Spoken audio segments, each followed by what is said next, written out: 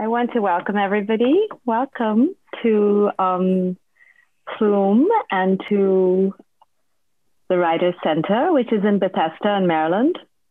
I am an editor with Danny at Plume, and it's been very exciting to be able to curate this series with Zach and Amy at the Writers Center and with Danny. Thank you all for doing this with us.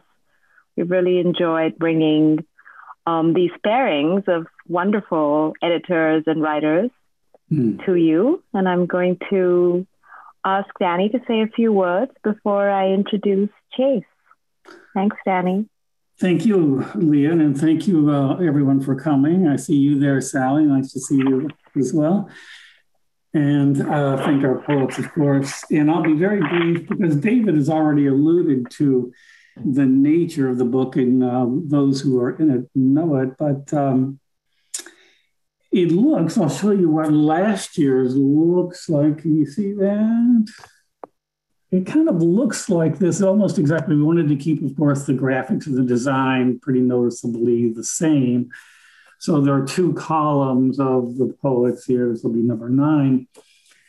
And in the past 9 years, I can't believe 10 years have gone by since Plume's inception. Now, next year will be our 10th year. We're starting in our 10th year now.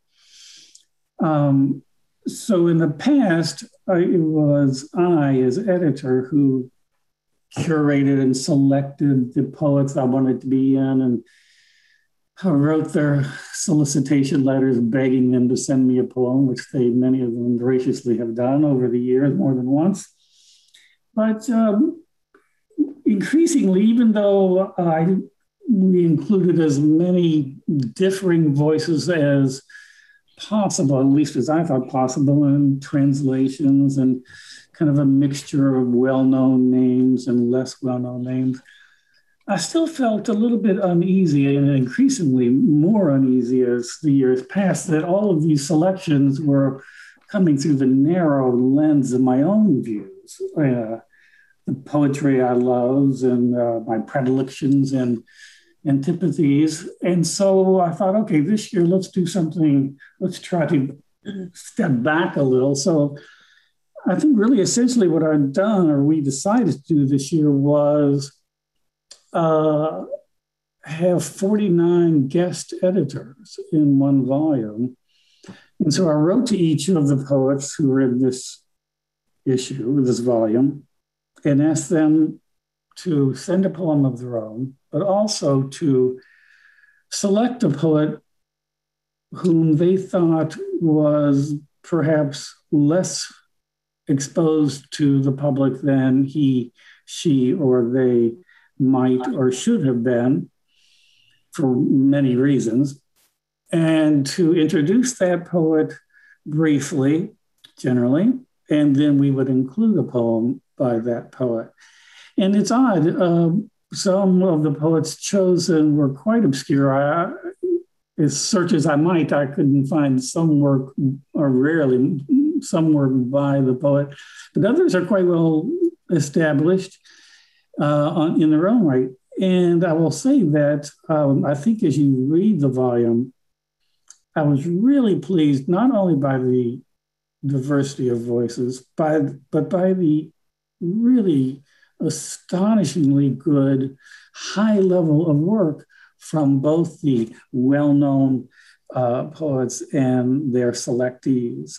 That really has been thrilling. And I will say too that finally, as David alluded to, this will be Plume Poetry 9.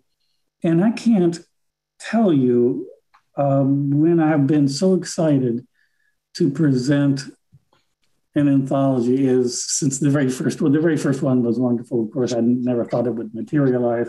But okay, we'll do one and that'll be the end of that. But it turned out that Plume is, for some reason I can't fathom, has continued on. And I'm really excited about these pairings. And as I said, from all indications, others have been as well. And it looks like this will be the format that we'll employ as we move forward. to everyone's advantage, I think. And I thank you all for coming. And for those who have contributed, thank you as well. And I'll throw this now back to Leeya. So sorry to take up so much of your time, but thank you very much. Thanks, Danny. I love the idea of it. So the idea of having so many editors, guest editors, is just wonderful. So let's start with our first reader and guest editor, Chase Twitchell, author of 8 books of poetry, the most recent of which is Things as It Is with Copper Canyon.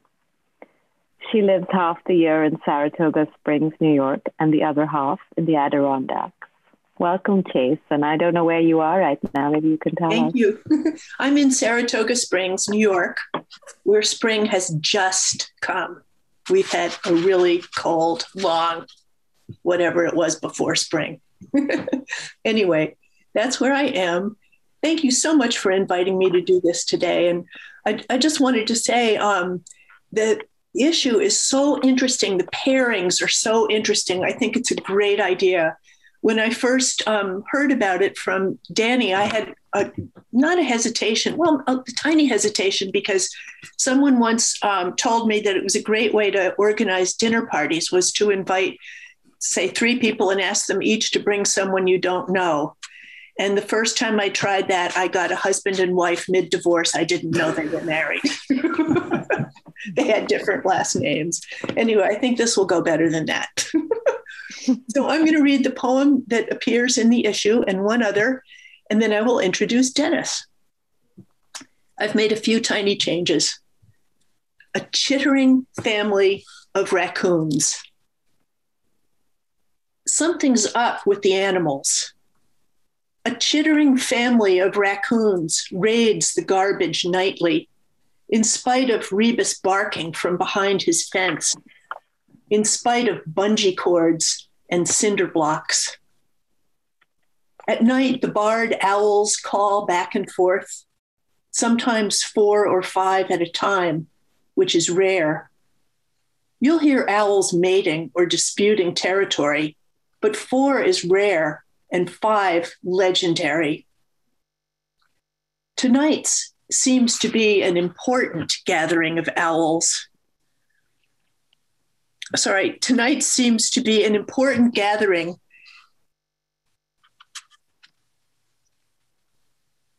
involving both local owls and owls from afar. Something's up. The animals know it. The trees know it. The scavengers grow more brash. Who's listening to this convocation of owls? They sound urgent, alarmed. Do the foxes and bears understand? The whole forest and all its inhabitants, do they understand? Everyone but us humans who spent the afternoon building a plywood vault around the trash can.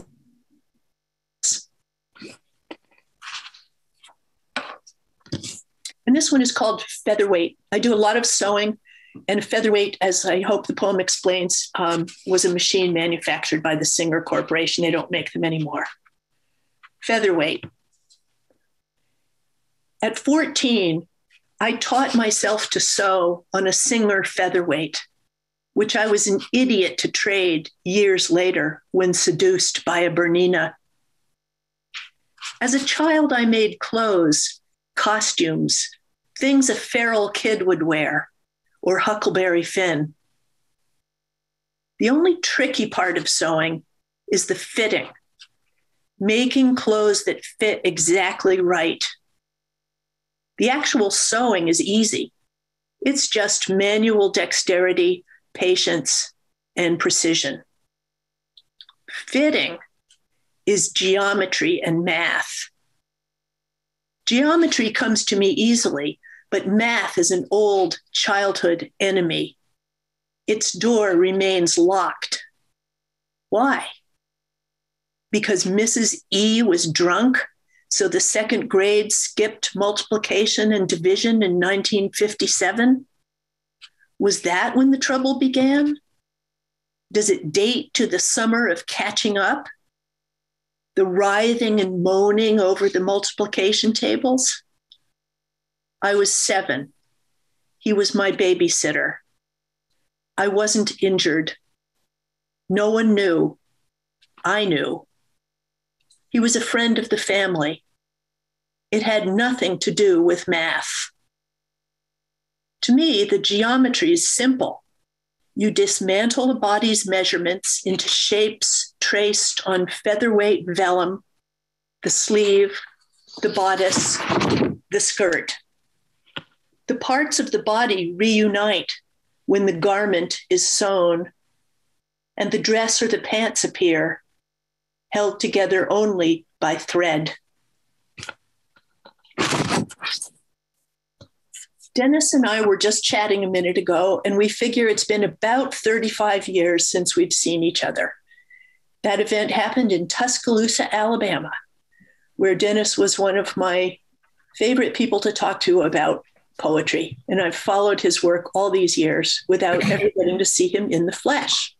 He too has published 8 books. He lives in Winston-Salem.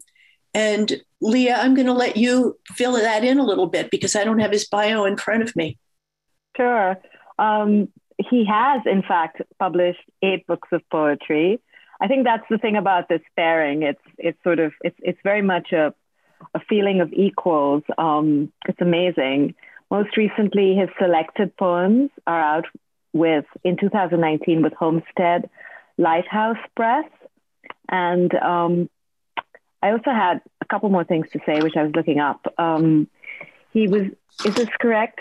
I hope it's correct. I think it is. Dennis was born and raised in South Dakota.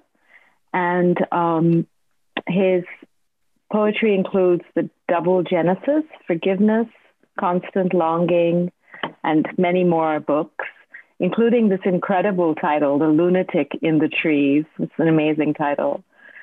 He's the recipient of grants from the Virginia Council on the Arts and the North Carolina Arts Council. And he is perhaps still visiting professor in the MFA program at UNC in Wilmington. Dennis, maybe you can update us on that. I wasn't visiting, sure. I was there for a year. Yeah. Okay. Yeah. Okay. Well, welcome. And then I am happy to. Chase, do you want to say any more, or should Dennis Actually, I forgot in? to say the most important thing, which is why I love Dennis's poems. They are subtle and simple at the same time, which is really hard to do. I go on the premise that genuine complexity is never damaged by clarity.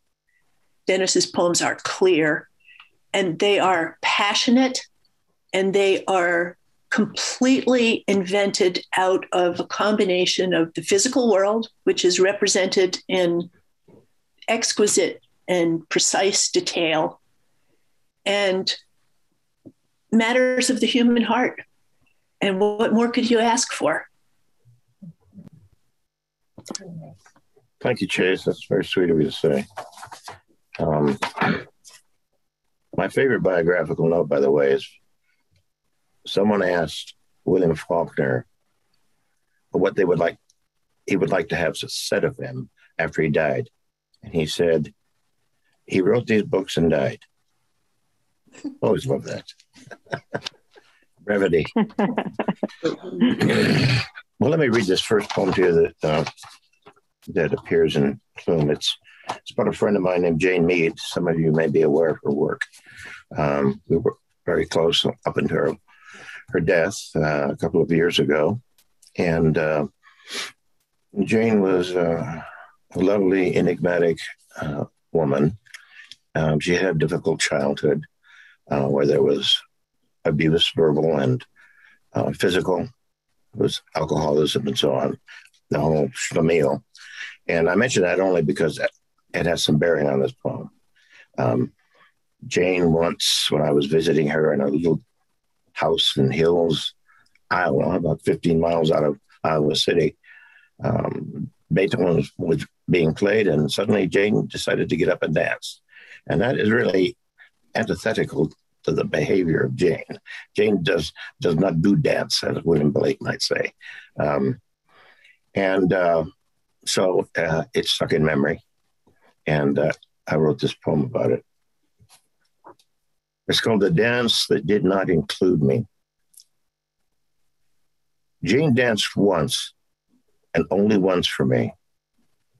And what a dance it was, whirling around and around her living room in a cotton dress and blouse to Beethoven's Fidelio. Uncoordinated, galloping up on the couch with her chin up, then in chaotic circles from the little white living room in Hills to the kitchen and back to the living room again. Delighted, delightful. A mad, ecstatic dance you could not practice, unless by practice you mean being bent over underneath the sink as a daughter, munching dog biscuits because the stepfather was blind drunk and on the warpath. The whirling and swirling, and that wild smile of someone kicking up her slippers this side of hell. I was in love. And I was caught off guard by this dance that required no companion. Beethoven in his shamelessness on the stereo, Jane's moving around and through this slender, delicate form that ricocheted off the walls. For me, this was almost Eden.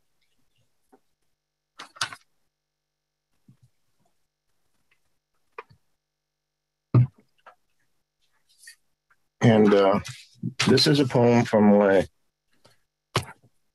selected poems. And it's called The Snapping Turtle at Templeton Pond. The central image in here is going fishing, pulling up a turtle, a mud turtle or a snapping turtle up out of the pond and having it brace itself against the shoreline, and it snaps the cord. And then the poem shifts about a third of the way through, where the narrator, in essence, becomes the turtle. The snapping turtle at Templeton Pond. My friend once reeled something in from far off, pulled up from the floor of a pond when he was a kid, neither swerving from one side to the other, but clearly alive, nor fighting back. A great weight that finally showed itself under the surface as a shape darker than water, with glints of yellow. It burst up, he said, its 4 feet braced on concrete, as if it wanted to see what had done this, then snapped the line. My friend's eyes widened, but I was lost in the descent, a ribbon of blood trailing from my jaw, until at last I settled along the bottom.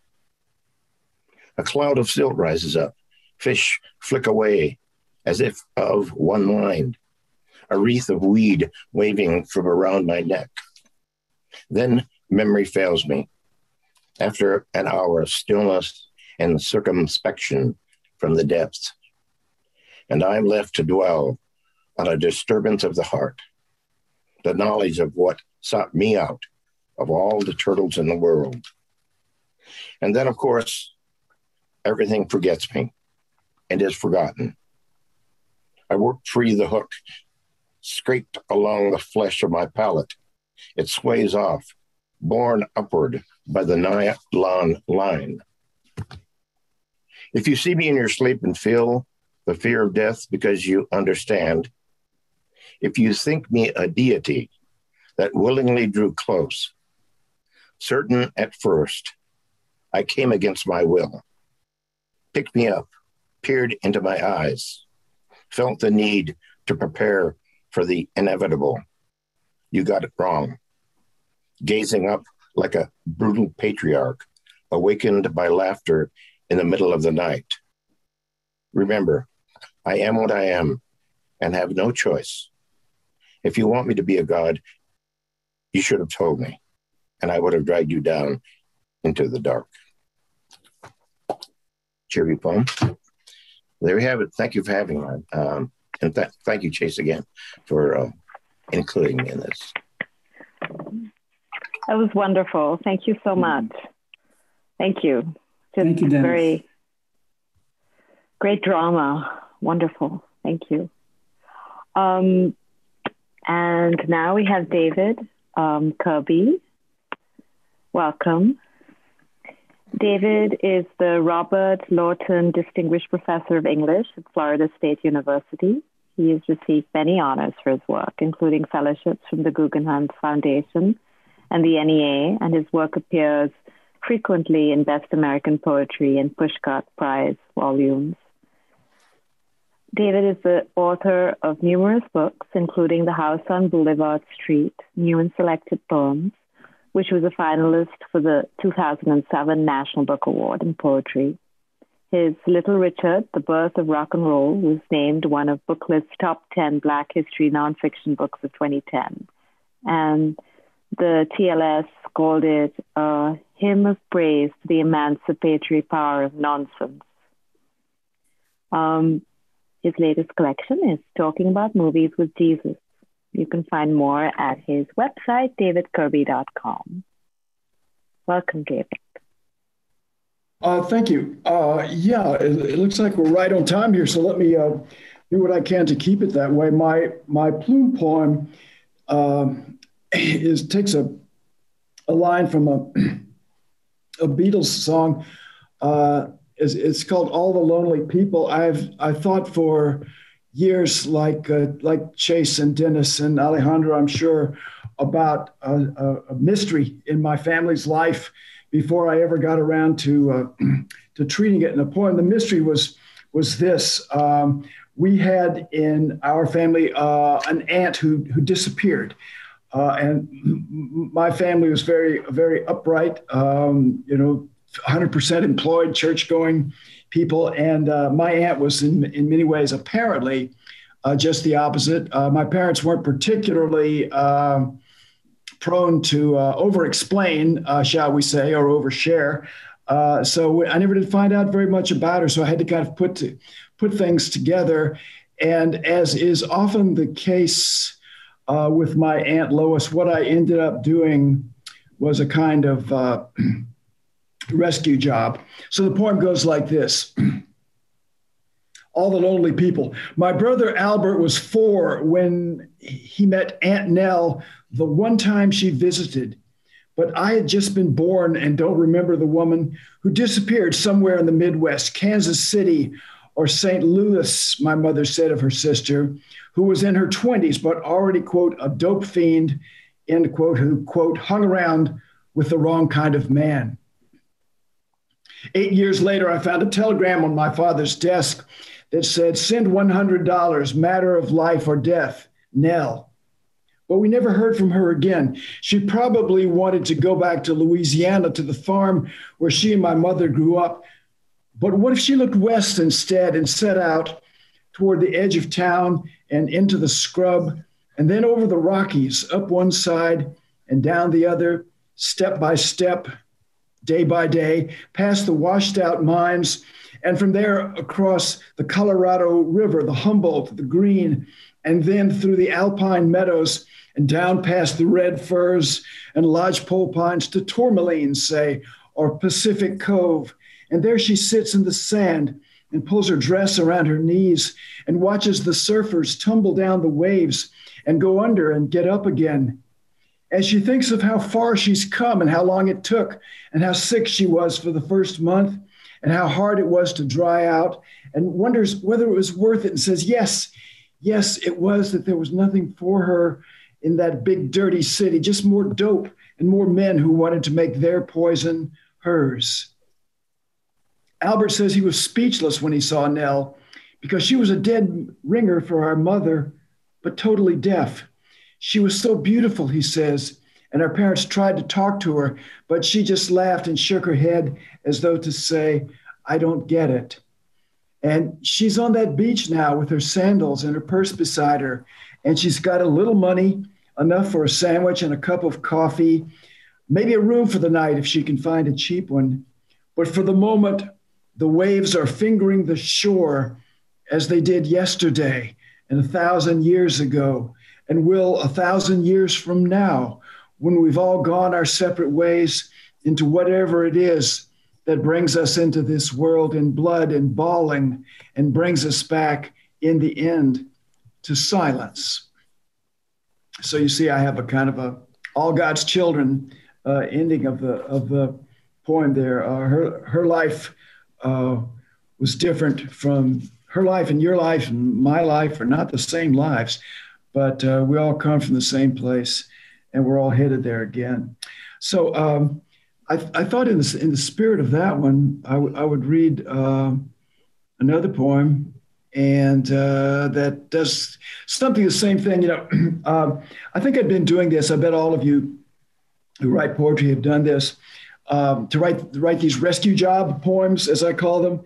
But I didn't really think about it in a very consistent way until I was down at the Miami Book Fair 2 years ago, and Jericho Brown was talking about a poem by Mark Doty called Charlie Howard's Descent, about a real occurrence. What happens is that the kids in this little town grab the gay boy who's out, Charlie Howard, and throw him off a bridge. And in actuality, he died.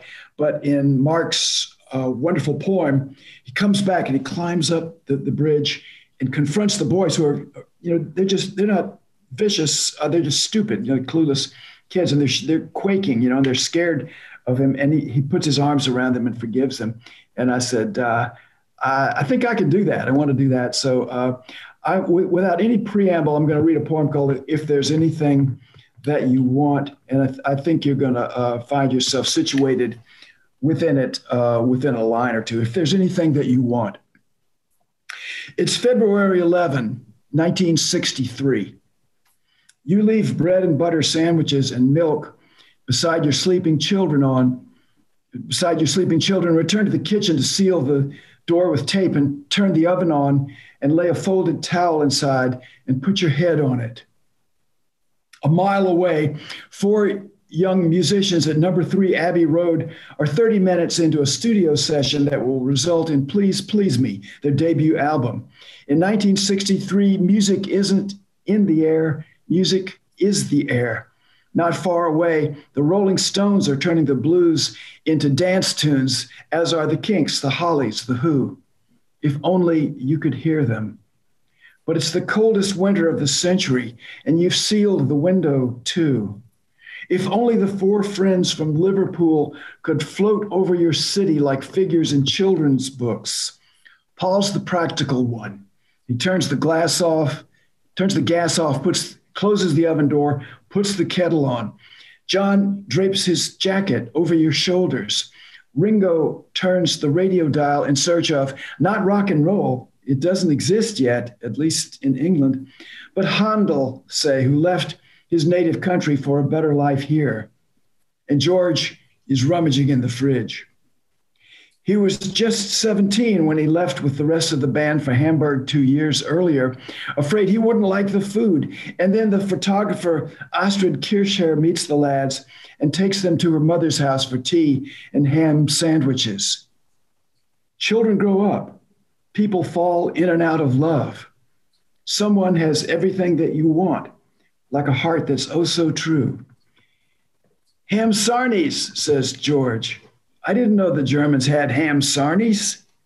They did, though, didn't they? They still do. That poem was recently taken by a magazine that's edited by a group of graduate students at a northern university, and the editor contacted me. He said, "Thank you. We want to take this one." And he said the other editors couldn't believe how straightforward it was. And I kind of said, "Well, yeah." And I don't know any other poem poetry that isn't, that I want to spend very much time writing or reading. And that leads me to Alejandro. I'm going to teach a course this fall based on something that I heard the editor Ted Solotoroff say. He said poetry is something that allows you to organize and partly comprehend your experiences. And don't you just love that? Yes, everybody knows it lets you organize your experiences, but it also lets you partly comprehend them. And I just love that word partly because, if we completely comprehended our experiences, we would be mystics or gurus, or we would, levitate above the earth or something like that. But partial comprehension is pretty good. There's a meditation app I bet some of you use called 10% Happier. It's not like you're going to be zapped by lightning and made 100% happy, but 10% is pretty good. And if you can understand your life, that much more than good for you. And I saw Alejandro's poem online less than a year ago, I think. It was a poem in which the speaker is getting divorced and not liking it one bit. And then at the end of that poem, the speaker does the most astonishing sidestep ending and just get away from that miserable experience and kind of toughen up and come away with, again, an organization and just enough understanding to allow him to get on with his life. So Alejandro is going to be a new poet, I know, to most of you, and I think you're going to hear more from him. We couldn't be more different. He was born in Argentina. I was born in Baton Rouge. He's a West Coast poet. I'm a East Coast guy, obviously. He has 2 kids still in the house. I have 2 big, hairy-legged boys for sons who actually they live on the West Coast themselves and have children of their own. But the poet Alejandro, the poet Laurent Beausolar once said that the best thing about poetry is the friends that it leads to you. So Alejandro is and I are fans of each other, but even better, we're now friends. We spend a lot of time teasing each other on Facebook and swapping recipes. So Alejandro, take it away. All right. Thank you so much. I appreciate that. This is, I want to thank you, David, for inviting me to do this, and the editors of Plume and everybody who's involved. Is such a privilege just to be among other poets like this. So my poem is called Bed Sheets, Moving Out After Separation. So we never got invited to a dinner party, but this is how it goes. I wanted my soul out of the house too, so I took all my diaries, 20 or so, from the past 20 years, and I slipped them into the recycling bin. I took all my photos, baby, childhood, adolescence, college years, and trashed those too. I took my blood pressure reader, and I took the white carnival mask I bought in Venice. I wasn't going to leave myself at the house. She offered me sheets for my bed. I took them to the new place, then dumped them in the trash bin. She offered me the dog's bed, and I accepted, but it never even made it close to his food bowl.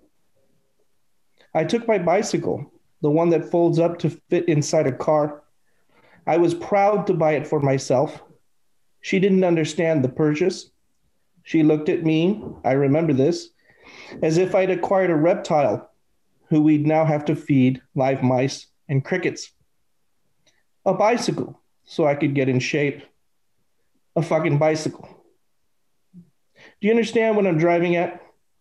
She wanted my father to help her move out too. Her brother-in-law would be there, but they needed my father's truck. My father loved her like a daughter. In many ways, he was just as hurt as me. I lied and said my father couldn't help. If she wanted the patio furniture, then she'd have to figure out a way to haul it. The moon that night was a harvest moon, yellow, smudged by leftover rain clouds or wind. What the hell do I know about weather? Thank you.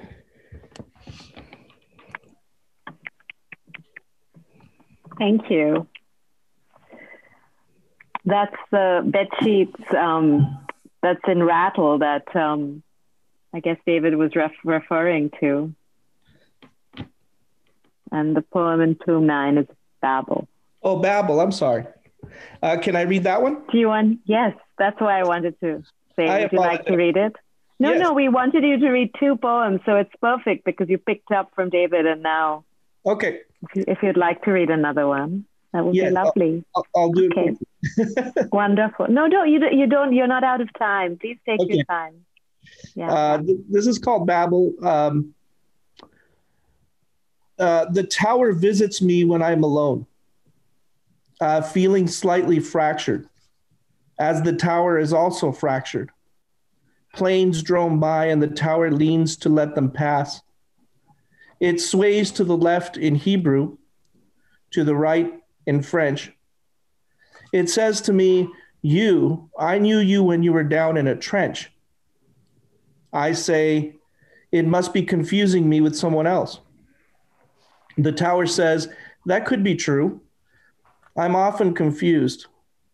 The tower plods beside me. Its sides scrape my cheeks. I glance inside the windows and see mouths become other mouths. Why have you visited me lately? I ask the tower.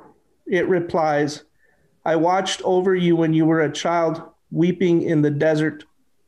That was no desert, I corrected. It was a playground.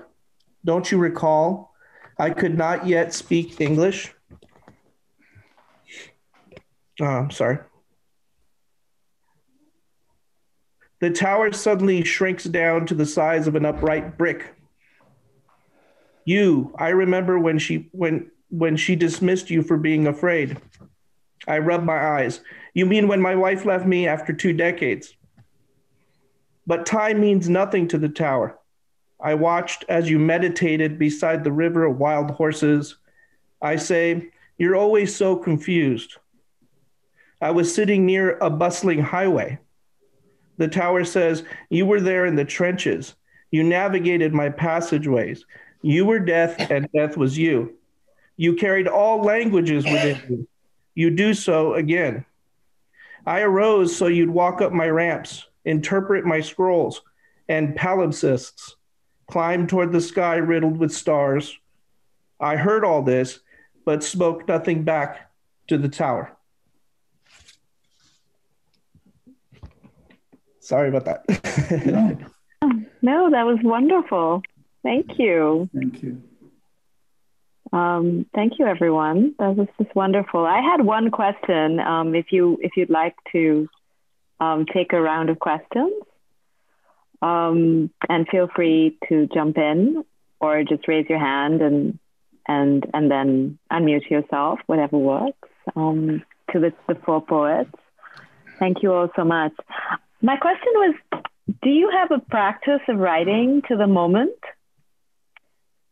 The big moment, whatever it is. Is there a practice in mind? Of course, I'm sure that you are often asked to write a poem to the moment, but I was wondering whether you have an implicit or an explicit practice that leads you through some of the bigger moments that we're facing and have faced in the last year.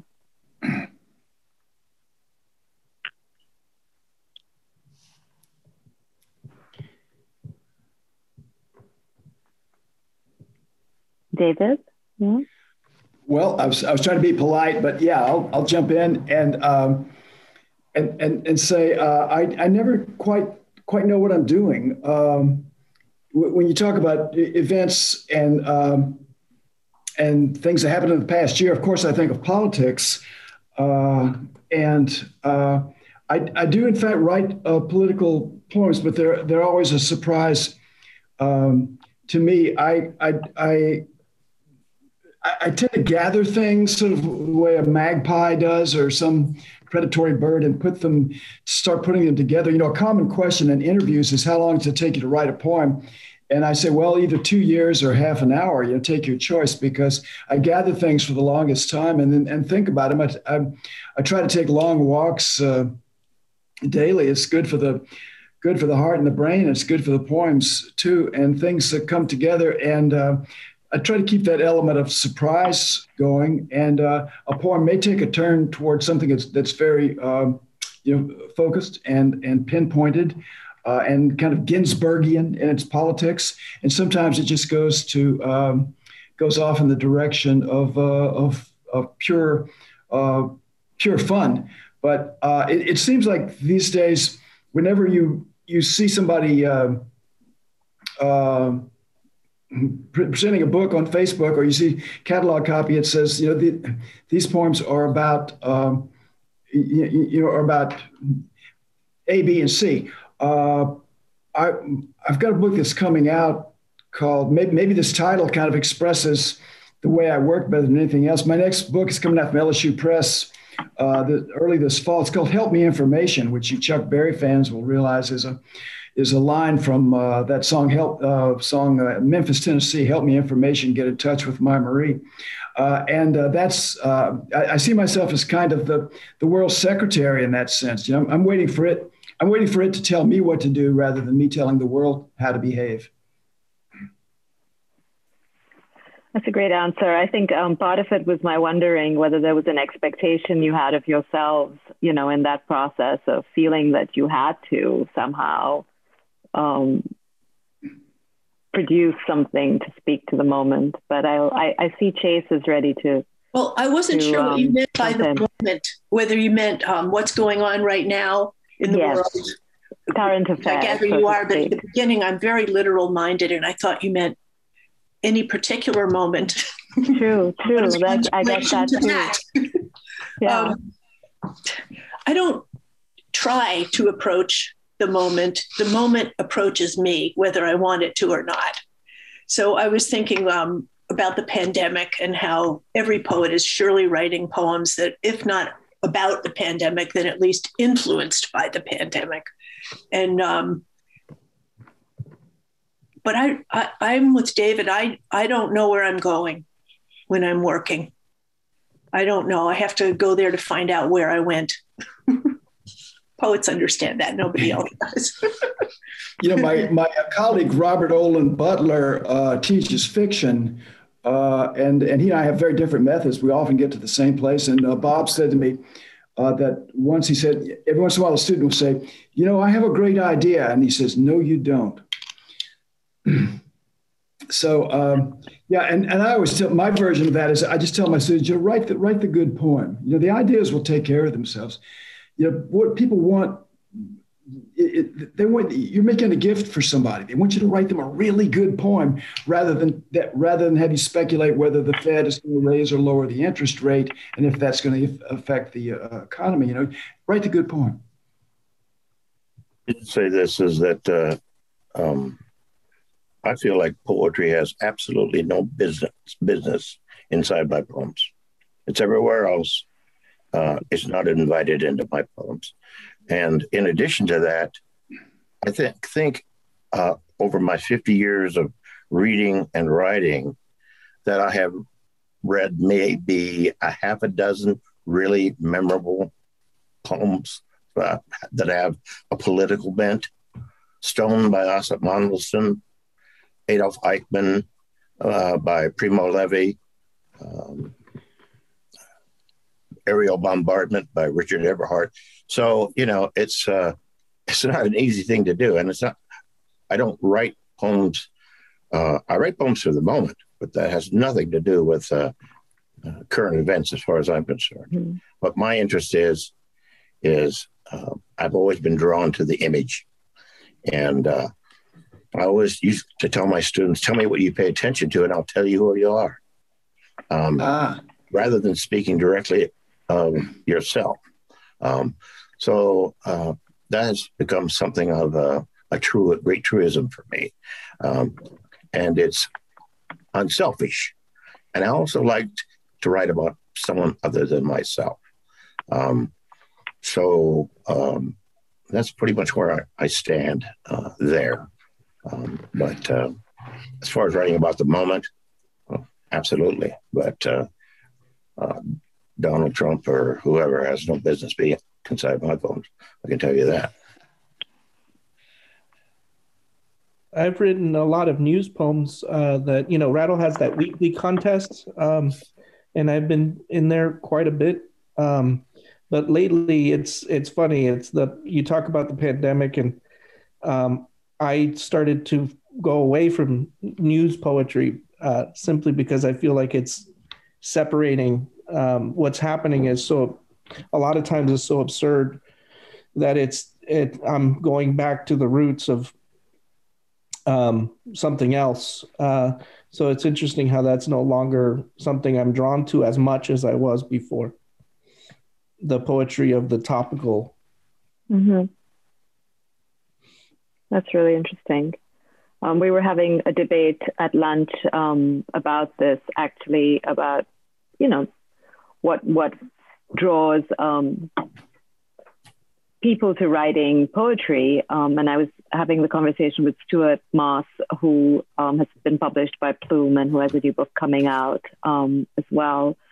And just talking about how there is a sense that you have to be reactive sometimes, and how much pressure one feels to do that, especially without context, because so much of what we've been through we've been through before. And the idea that we would give context and historical, a sense of history is really interesting. Nancy Mitchell has a question for Alejandro, and I know we're wrapping up, so I just want her to pop in before I say too much. But thank you for jumping in with all that. Nancy, would you like to go ahead? Yes. Hi, everyone. I just wanted to make a comment to Alejandro, and I thought how interesting it was. Your poem, the last poem you read, was moving from what seems to be the moment, and at the end of the poem, totally into the moment. And I was just so amazed by that, how you kind of spiraled out of the temporal world into another place of consciousness. And I appreciated that leap. So. Oh, thank you. Yeah. It almost felt like Escher. Mm-hmm. Well, those are the tower. Sorry. Those are fun poems. Like being on a roller coaster. Yeah. David, I was thinking, David, I'll take this a moment too, that you had mentioned that the editors who liked that poem liked its straightforwardness, yes? Yeah. And then there's a little phrase where she has walked down out to the west, and she has her skirt around her knees, and she watches the surfers go under and come back up again, which is straightforward and yet contains multiple meanings, and it speaks to her life as well. And I know you were conscious of that. And I wonder, as you wrote that, certainly. That's news to me, Danny. Does it make sense to you? I'm never surprised when unconscious things happen in other writers. So why should I be conscious of it? Because I was bringing 100% of my 3,000 watt consciousness to this point, because I needed to walk my missing aunt from St. Louis to the California shore. So like a nerd, I got an old school, dusty, moth-eaten atlas out and kind of walked. My apologies to those of you who live in those states between Pacific Cove and St. Louis, if I got the geography wrong or the rivers in the wrong order. But I was working so hard on that, it never occurred to me to ponder the power of my imagery. So thank you for noticing it. Yeah, it's a beautiful little passage. Well, that's wonderful. Well, that's a great place to end, I think. I want to say thank you so much from Plume and the Writers Center, from Danny and Nancy and Amanda and me, and to everyone who's come on this Sunday evening. Yes. Thank you for putting this together. It was really fun. Thank you so much. Yeah. Thank you to Chase and Dennis and David and Alejandro especially. What a treat.